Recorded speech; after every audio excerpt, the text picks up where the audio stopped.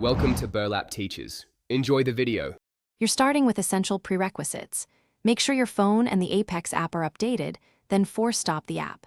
Next, restart your device and the router to clear temporary network states.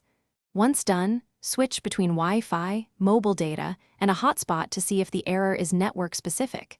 This isolates whether the problem is your ISP, local router, or the app itself. Make sure battery saver and aggressive background limits are disabled during testing, because they can drop connections silently. Now you'll perform deeper configuration. Clear the app cache and, if needed, the app storage. Only clear storage if you can re-login. This removes corrupted files. Then set a public DNS like 1, 1, 1, 1 or 8, 8, 8, 8 on your phone or router to reduce lookup failures.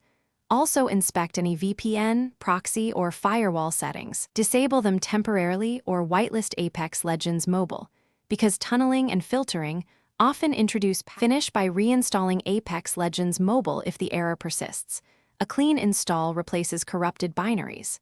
After reinstall, run a ping and packet loss test to your region's game servers to confirm stable latency.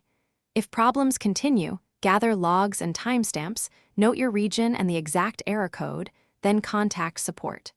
Troubleshooting tip: if instability happens only on one network, try using a reliable VPN to route around ISP throttling. If that fixes it, the issue is likely with your carrier or router settings.